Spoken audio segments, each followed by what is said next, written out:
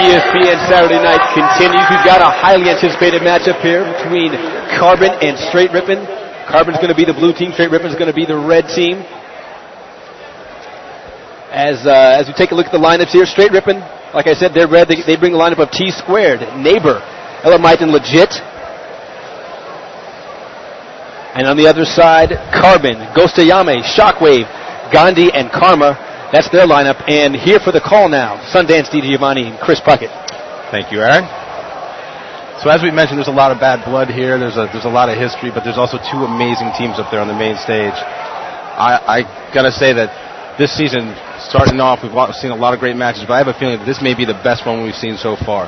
Now, Aaron, you've gotten familiar with these guys. You know some of these names. You've spent some time with them. What have you noticed so far that maybe stood out to you in terms of the way this competition is run? Well, I can tell you, I knew coming into it, I knew a lot of the marquee teams. I knew Final Boss. I've heard of these guys, and they seem to play at a different level. So I'm actually looking forward to seeing two of your marquee teams right here, Carbon and Str8 Rippin, go at each other.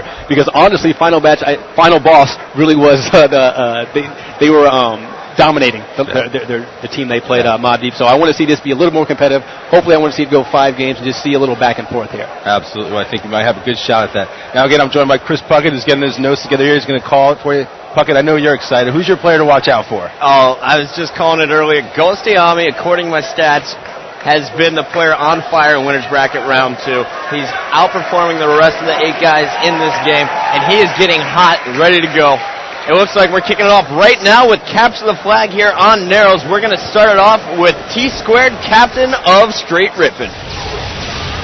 Now again, as you mentioned, Ghostayame getting hot at the right time. Now let's not forget, he was the difference maker for them in 2006.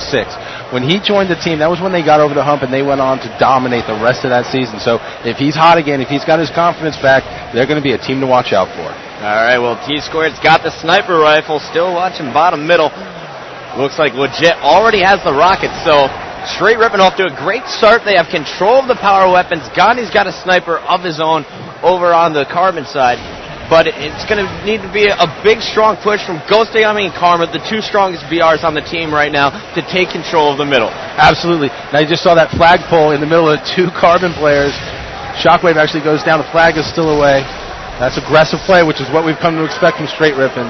No, but keep in mind, it is extremely difficult to score on Narrows because all the opponent has to do is run over the flag to return it back to the home base. Absolutely, Puckett. So as we've talked about before, setup is so important. You need 1 or 2 men down so you get yourself a nice run at that flag and not have to worry about the other team killing you and returning it.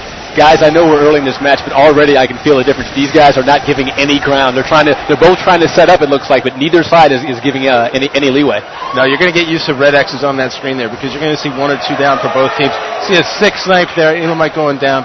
Now the thing about this is, remember, with Karma now picking up the sniper rifle, when you get on a roll, when one of these players at this level gets hot, that means the other team has to focus on them. And now when you have this level of skill on your team, number 2 guy, number 3 guy can step in and really be the difference maker. Now coming into this tournament, I was so excited for this matchup to possibly happen. A few seeds had to shake up for this to happen, and they did work out perfectly. I did not expect Str8 Rippin to be meeting up with Carbon. That's our number 2 and our number 3 team from 2007 meeting up this early in the game. And so far it's been an amazing match. Neither team has been able to really establish control, except right now we have 3 down for both teams. We have Karma here, top middle, the last member alive. And actually it looks like Shockwave's going to be running the flag while Karma's trying to provide cover. But Ghostayame and Gandhi got to get there to do some nice defense work here from Gandhi. They got to get in there to support that flag, as Shockwave is now tricking all players and bringing that flag over man cannon. Now you see what happened there was he was intending to go boot, but what actually happened was he mixed the pole, had to go back, go man cannon, so now he's actually close to getting a sneaky cap here. He's got some teammates in front of him. We're going to lay down some fire, and he's going to try and run it in here. Oh! Got stopped! Wow. But check this out. We have Neighbor who just clutched it across the map, a double snipe, but there's no one there to stop it, and Carbon will take that first flag. It was put in there by Ghostayame and Karma. Nice work by those two to come through in the clutch. Neighbor almost stopped. An amazing play there. But Carbon, the teamwork was just too much in the end. Ghostayame went almost coast to coast, 99 yards, almost untouched. No one even saw him in the last minute. He got caught. The thing about that's amazing is, as you mentioned, Neighbor from across the map comes up clutch, but because of the spawn system, Carbon then is spawning by the flag. All they got to do is grab it and run it in. You couldn't get across the map quick enough to stop him again. And look at Ghostyami, as we were talking about. This is the player to watch right now.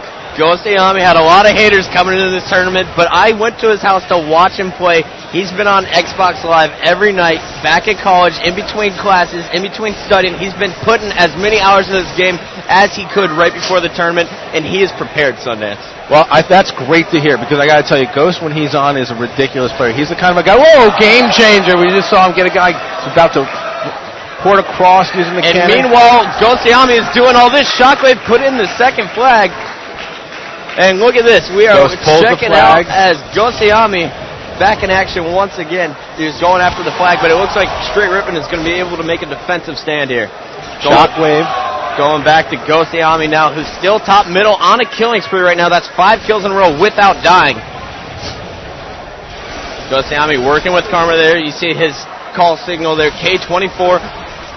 Nice grenade there by Ghost. Takes down another player. So 3 dead from Str8 Rippin. Is this what you expected so far in this match? So that's 2-0 in under 5 minutes. I expected the intensity. I expected it to be a back and forth. I did not expect anybody to have 2 flag caps in under 5 minutes. I didn't expect 1 cap for each team, let alone 2 for one team. And while you see Ghostyami doing the dirty, he's still on that killing spree.